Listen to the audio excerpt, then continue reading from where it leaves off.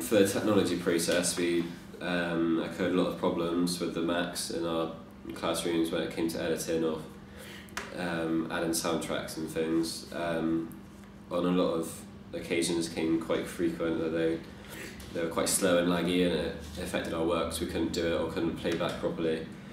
Although without it, we wouldn't be able to complete our film opening, because we had a lot of resources available to us. We had top of the range Macs and film programs such as like Film Cut Pro and Soundtrack Pro and things like that. So without that, we wouldn't be able to use the quality that create the quality that we have done, and with the HD cameras as well. Without it, we wouldn't be able to do it. Although we've had a lot of problems, but at the end of the day, if we didn't have that, we wouldn't be able to do it. Yeah, I think one thing we took from it is that we always rely on the technology, even though it costs a lot of money. It doesn't always mean it's guaranteed to work. Like sometimes the cameras just didn't work because of the SD cards full up or something, and you couldn't delete other people's work because they'd share it with other people. So it just took a long while to find your work when you were uploading it, and after that it took ages to upload. So it took twice as long to edit the film as it did to film it. It's very tiring.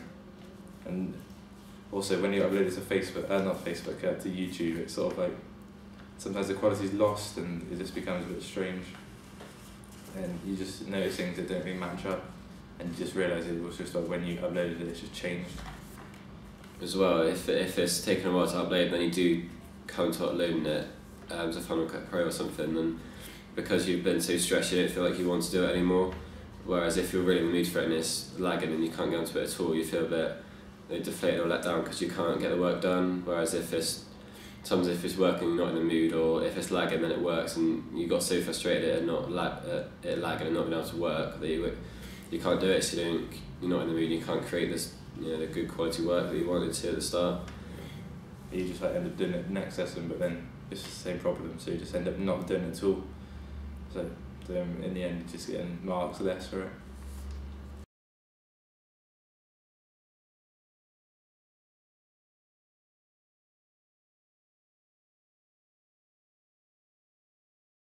Our preliminary task, I think we've matured a lot with the camera shots and the use of camera and things, and our teamwork's got a lot better as well, because for our preliminary task it was quite near the start of the year, so we didn't know how much prep we need, but now obviously we realised we need quite a lot, and so for our preliminary task we turn up at lessons not really know what to do and not having much ideas, but now obviously we had to start, before we came to lesson we had to have a lot of ideas to discuss them, and for our preliminary task we'd turn up to lessons obviously not having any ideas, so we'd spend our filming time trying to think of ideas, so we'd waste a lot of filming time just trying to think of things when we could have done it before we turn up to the lesson.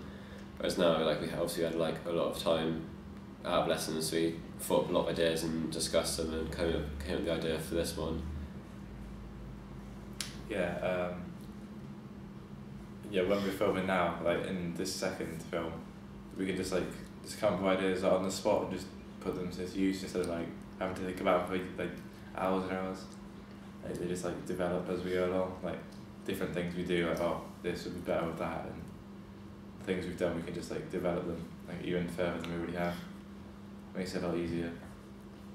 And the film, the camera shots and stuff that we've all learned in the first one that worked well, we've used in this second film. Just a few when I go up to the door, when you see the door in the first one we used that in this first one as well. Just the angles and the height of the camera and the lighting as well. It's a lot better in this one just because of all the practice we've had in the first one. Yeah. The light in the first one's a lot better than our preliminary task. The preliminary task was in a quiet room with the blinds shut, so you couldn't see very much, and quite a lot of the ideas for this fell into place as well, because obviously I had the idea of the opening to be Ash slam the picture of him and Claudia or a friend down for them to know that something bad's happened, either they fell out of them or something's happened. But now, because obviously we watched Mad Dogs, which only came out a few months ago, we thought it'd be a good idea to add that in at the start, so that kind of fell into place without really thinking about it too much.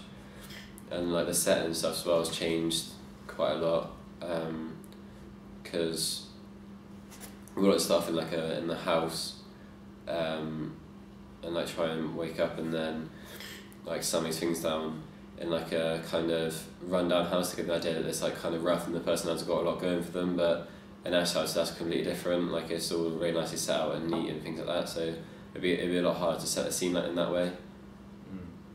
Yeah, the location changed. Like this one's straight away outside by some garages. Like just looks down and sort of like scrubby sort of thing. Just looks like not wrong in a way, but like something's gonna happen.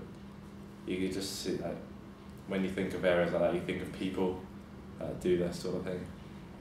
And so you can see in the right like frame of mind for what's gonna happen. And with the bit at the beginning already, like talking about what's happened, it's just like reassures you that you know what's happening anyway. You see the person they're talking about. Yeah, because you don't really like know at the start. You don't know who Ash is. Like you don't know what he looks like. You don't know what he's done or anything. But obviously, like when we stop talking, it's comes the scene of Ash walking down the quite rough looking lane. It triggers like oh that's Ash, because he's kind of in that rough area, and you associate violence with kind of rough areas because you didn't. If you think a place like East London or something that's quite rough and run down, you think of like things like violence, and that's why a lot of people like a lot of bad things can say about those kind of areas, because it's rough and there's a lot of burglaries and like death and violence and things. But as opposed to like a really rich part of like Bournemouth or something like that, it'd be a lot different than if we try to get the same sort of idea and plot in a really posh, nice place than if it's in a really rough place.